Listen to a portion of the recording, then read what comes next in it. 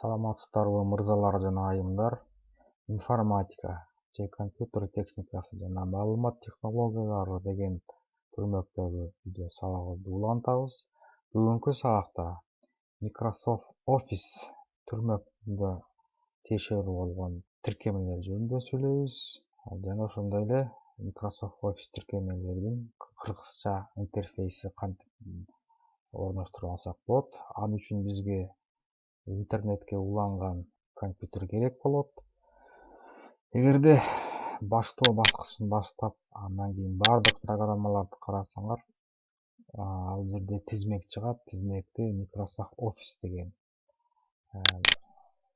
сапты алсаңыз, Microsoft Office'ке тиешелүү болгон бир нече тиркемелердин тизмеси чыгат. Бунун ичинен бул тизме Microsoft Office'тин профессионал версиясы же студент же үйгө арналган үйдүк версиясы ошо жараша болот. Эгерде сиздердики Microsoft Office'тин профессионал версиясы болсо, анда бул жерде бир нече тиркемелерди байкасаңыз болот. Биринчиси бул Microsoft Access. Бул тиркеме маалымат базасы боюнча иштейт. Экинчи тиркеме Microsoft Excel, таблица түрүндөгү материалдар менен иштегенде ыңгайлуу. Андан кийинки Microsoft Outlook, бул тиркеме почта иштейт. Microsoft PowerPoint, бул тиркеме презентация кылганда керек болот. Microsoft Visio, бул жерде схемаларды ар кандай түзгөндө керектүү тиркеме. Жана Microsoft Word, бул текст түрүндө жазып аткан материалдар алганга ыңгайлуу болот. Айтып кеткен элек өткөн сабактарда, Microsoft Windows'тун интерфейсин кыргызчалап элек. Жана ошондой эле иш аракетти Microsoft Office'ке да жасаш керек. Мисалы үчүн биздин компьютерде Microsoft Office'тин 2010-жылдагы версиясы орноштурулган. Ошол версияны азыр биз кыргызча интерфейс кылганга аракет кылайлы. Ал үчүн кандайдыр бир браузерди жүктөп, ал жерден издөө сайттар болсо, мисалы үчүн бизде Google орношкон, ошол издөө сайттын сапына орусча языковые пакеты Office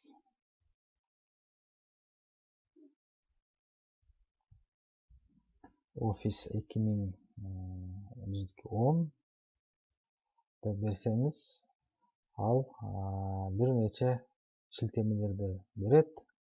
Тилкесине, Google'дун издөө тилкесине языковой пакет Office 2010 кыргыз тил деп бердик. Ал жерден бизден бир нече шилтемелер чыкты. Ал жерден биз Language Access Pack Office деген шилтемени алдык. Ал жерден биз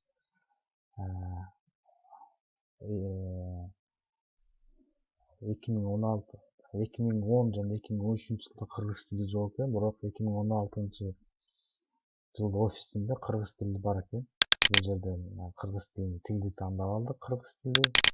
Жана ошол жерден орнотуу боюнча, маалымат боюнча башка терезеге ачканда бизде Microsoft Office'тин 2016-жылкы кыргыз тилин жүктөө боюнча таңга чыкты. Бирок бул жерде бизге 2016 эмес болгондуктан биз ылдый жакты карасак, бул жерде кыргыз тили 2010 деп чыгат. Чыкты. Ушуну биз алсак, шилтесек, анда мына Microsoft Office Language Interface Pack 2010 кыргыз тили чыкты. Бул жерде жүктөмө деген шилтемени алсак, жана өзүбүздүн кайсы операциялык система 32 бит же 64 бит системага, биздики 32 бит системага X86 деген 32 бит системаны түшүндүрөт. Биз ушуну белгилеп алып, кийинкисин алабыз. Андан кийин ал жүктөлгөндөн кийин биз ушу файлды жүктөлүү папкасынан жүктөлүүлөр папкасынан келген файлды кош чыкылдатып тил пакеттерин орнотуп алабыз. Дагы экинчи бир керектүү орнотуу бул Tamgasoft сайтында орфография текшерүү Office 2007-2013 бит керек. Ушул программаны жүктөп жана ушуну орнотсо болот. 32 бит кыргызча. Бул орфографияны текшерүүдө жардам берет. Демек, кыргызча Microsoft Office'ин кыргызча жүктөш үчүн биринчиден официальный сайтына кирип көрсөтүлгөн кошумча программаны алыш керек. Жана ошондой эле кыргыз Tamgasoft сайтына кирип орфографияны орноштуруу боюнча пакетти алсак, ушул эки файлды жүктөп алышыбыз керек. Ошондо бизде Office кыргызча интерфейске ээ болуп калат. Эми биз Microsoft Office таңгагына тийиштүү болгон Word тиркемесин жүктөп көрөлү. Бардык программалар Microsoft Office Word деп жүктөсөк болот. Жана ошондой эле баштоо баскычын бассаңыздар, программалар менюсу болот. Ошол жерден чакырып алса болот, тест чакырып алса болот. Бул жерден бир жакшы жери акыркы 10 каралган документтер чыгат. Ошондон алып ачып көрсө болот. Азыр биз демекей боюнча жүктөп көрдүк. Жүктөгөндө карасаңыздар, Microsoft Windows стандарттык терезеси ачылат. Анын ичинен Word'го тиешелүү маалыматтар чыгат. Биринчиден бул кайсы программа иштетип атат, Microsoft Word жана демекей түрдө же болбосо жарыяланбаган документтин аты чыгат. Жана ошондой эле интерфейсин карасак, биринчи сапта бул ыкчам куралдар панели деп аталат. Бул ыкчам куралдар панелин биз өзүбүз командаларды белгилеп алсак болот. Мисалы үчүн бул жерде жаңы ачуу, сактоо, ыкчам басып чыгаруу, алдын ала көрүү, артка кайтуу жана кайра жасоо деген ыкчам командаларды бул жерде коюлган. Жана ошондой эле ыкчам командаларга кошумча командалар койсо болот. Аны биз кийинчерээк токтолобуз. Экинчи сапта карасаңар, менюлар сабы деп аталат. Ар бир менюлар сабына өзүнө тиешелүү тасмалары болот. Тасмалары топторго бөлүнгөн. Ар топтор болсо окшош функцияларга камтый турган командалардан турат. Мисалы үчүн арипке тиешелүү оңдоп арган өзгөртүү боюнча командалар. Мисалы үчүн ариптин аты, анын размерлери, ариптерди бир размерде чоңойтуу же кичинейтүү, же болбосо ариптерди чоң тамга же кичине тамга кылуу, же болбосо форматтарын өзгөртүү, жана аны калың кылуу же жантак кылуу же астын чийип коюу иш кылып, ушу ариптерге тиешелүү бир командалар тобу жана тексттин абзацтарына тиешелүү, аны форматтаага тиешелүү бир группасы, стилдери боюнча, тексттин стилдери боюнча жана ошондой эле табуу, алмаштыруу, белгилөө деген командалар. Бул эми үй менюсу боюнча. Ал эми кыстаруу менюсу боюнча кыстарууга тиешелүү болгон бир нече командалар. Бул жерде титулдук барак, беттин үзүлүшү, таблица коюу, сүрөт коюу, ар кандай клип арт же фигураларды коюу деген мааниде болот. формула, символдарды коюу жана башка буларды биз өз убагында да караштырабыз. Барактын түзүлүшү боюнча менюда анда барактын жөндөмү боюнча командалар түзүлгөн. Барактын талаалары, тилкелерге бөлүш, көлөм жагы, багыты боюнча абзацка тиешелүү параметрлерди өзгөртүү боюнча бир нече командалар бар.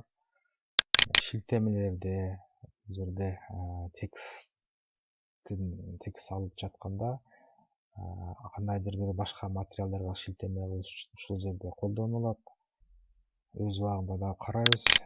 Жөнөтүүлөр болбосо документти башка почта аркылуу жөнөтүүлөр боюнча командалар, кайрап чыгуу боюнча бул жерде орфографияны, которуу, тилди жана башка документти карап чыгуу боюнча командалар, көрүнүш боюнча бул жерде документтин барагынын көрүнүшү, анын басып чыгарууда анда ошондой көрүнүшү жана толук көрүнүшү,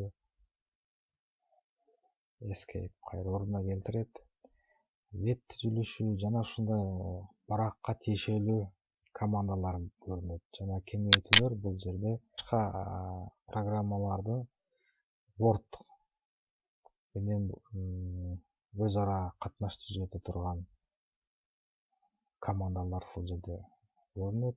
Эми бул жерде дагы бир экинчи менюлар сабында карасаңар оң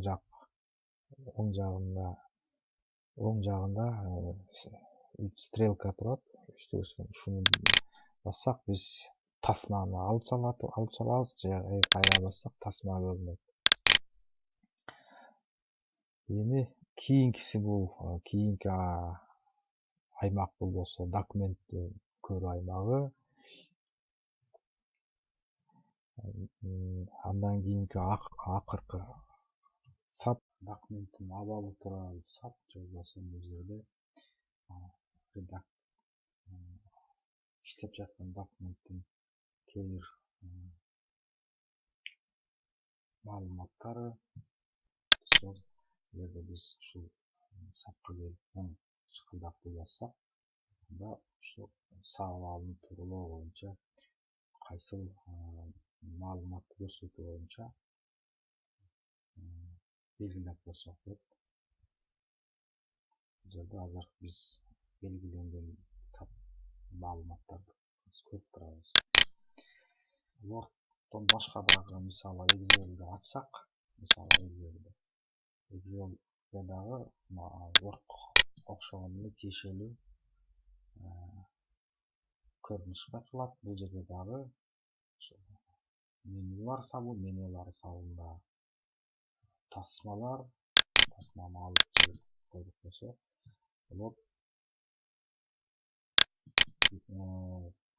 Office 2010 программалык камсыздоого көрүнүштөрү бардыгы ошондой бир стандарттуу болуп эсептелет. PowerPoint көрсөк дагы мына тасмалар, меню жана тасмалар турат. Бүгүнкү өтө турган темабыз Microsoft Office таңгакы жана ошого тиешелүү программалар жөнүндө сөз кылдык жана Microsoft Office программасын кыргыз интерфейсине өткөрүү жөнүндө сөз кылдык. Көңүл бурганыңыздар үчүн рахмат.